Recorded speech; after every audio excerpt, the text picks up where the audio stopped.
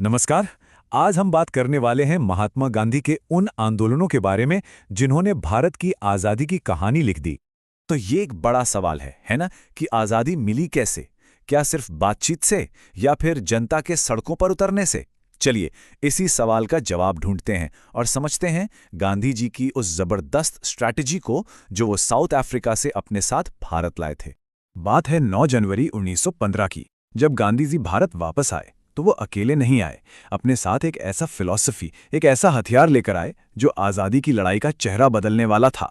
और ये हथियार था सत्याग्रह। इसका मतलब क्या है? सीधा सा मतलब है सत्य की शक्ति। ये लड़ाई का एक ऐसा तरीका था जिसमें सच और अहिंसा, मतलब नॉन वायलेंस, सबसे ऊपर थे।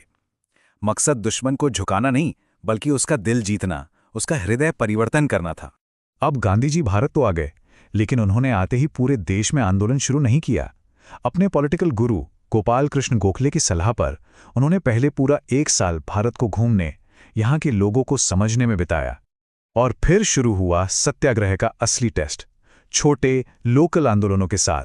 और ये जो 3 शुरुआती आंदोलन थे ना, चंपारण, अहमदाबाद और खेड़ा, ये एक तरह से गांधी जी की लेबोरेटरी थे। यहीं पर उन्होंने टेस्ट किया कि सत्याग्रह भारत की जमीन पर काम करता है या नहीं। और देखिए, नतीजे शानदार रहे। इन जीतों ने साबित कर दिया कि ये तरीका कारगर है, और साथ ही गांधी जी को एक बड़े लीडर के तौर पर स्थापित भी कर दिया। तो जब ये छोटे लोकल आंदोलन कामयाब हुए, तो अब वक्त था बड़े लेवल पर सोचने का। अब लड़ाई सिर्फ किसी एक जगह के किसानों या मिल मजदूरों की नहीं थी। अब सीधी टक्कर थी ब्रिटिश राज की बुनियाद से। और माहौल भी कुछ ऐसा ही बन रहा था। एक के बाद एक अंग्रेजों ने ऐसे कदम उठाए जिससे पूरे देश में गुस्सा फैल गया। पहले आया रॉलेट एक्ट, जिसे काला कानून कहा गया। फिर हुआ जलियांवाला बाग का वो भयानक हत्याकांड। और साथ में था खिलाफत का मुद्दा, जिसने हिंदू और मुसलमानों को एक साथ लाकर खड़ा कर दिया। बस अब एक बड़े आंदोलन के लिए जमीन पूरी तरह तैयार थी। तो अब जो राष्ट्रीय आंदोलन हुए, उन्हें हम 2 फेज में देख सकते हैं। पहला था असहयोग आंदोलन, मतलब हम आपकी सरकार चलाने में कोई मदद नहीं करेंगे। स्कूल, कॉलेज, अदालतें सब बाइकआउट करो। और दूसरा था सविनय अवज्ञा, मतलब हम सिर्फ मदद ही नहीं रोकेंगे, बल्कि आपके बनाए गलत कानूनों को ओपनली तोड़ेंगे भी। तो देखिए कैसे स्ट्रैटेजी पैसिव से एक्टिव हो गई। लेकिन असहयोग आंदोलन को बीच में ही रोकना पड़ा। क्यों? क्योंकि 1922 में चौरी चौरा में हिंसा हो गई। और यहीं पर गांधी जी का वो सिद्धांत सामने आता है जो सबसे ऊपर था, अहिंसा। उनके लिए आज़ादी पाने का तरीका भी उतना ही पाक साफ होना चाहिए था जितनी कि आज़ादी खुद। इसके बाद आया वो आंदोलन जिसने पूरी दुनिया का ध्यान खींचा, दांडी मार्च या नमक सत्याग्रह। ये गांधी जी का एक मास्टर स्ट्रोक था। सोचिए, नमक, हर घर में इस्तेमाल होने वाली एक मामूली सी चीज, उसे उन्होंने अंग्रेजी हुकूमत के खिलाफ बगावत का सबसे बड़ा सिंबल बना दिया।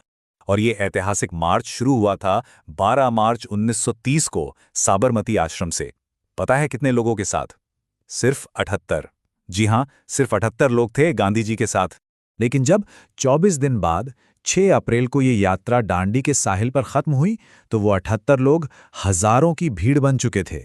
और उनकी इस एक आवाज ने पूरे देश में लाखों लोगों को नमक कानून तोड़ने की हिम्मत दे दी। अब हम आ पहुंचे हैं आज़ादी की लड़ाई के आखिरी और सबसे निर्णायक मोड़ पर। वो दौर जब दूसरा विश्व युद्ध चल रहा था और भारत में एक नए आंदोलन की आग सुलग रही थी। और इस आग को हवा दी एक नारे ने, करो या मरो। 8 अगस्त 1942 को बॉम्बे में गांधी जी ने ये नारा दिया। इसका मैसेज एकदम साफ था, अब और इंतजार नहीं। अंग्रेजों, भारत छोड़ो अभी और इसी वक्त। ये भारत छोड़ो आंदोलन पिछले सभी आंदोलनों से अलग था।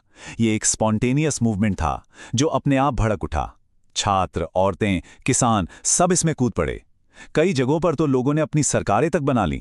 अंग्रेजों ने इसे बेरहमी से कुचलने की कोशिश की, सारे बड़े नेताओं को जेल में डाल दिया, लेकिन लोगों के दिल से आज़ादी की लौ को बुझा नहीं पाए। तो इस पूरी यात्रा से, इन सभी आंदोलनों से हम क्या समझ सकते हैं? क्या टेकअवे है? अगर हम देखें तो ये एक सोची समझी रणनीति थी जो धीरे धीरे आगे बढ़ी।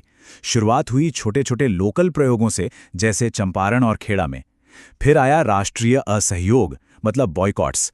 उसके बाद राष्ट्रीय अवज्ञा यानी दांडी मार्च। और आखिर में फाइनल कॉल, भारत छोड़ो, ये एक ऐसी ताकत बन गई जिसके सामने ब्रिटिश राज टिक नहीं सका।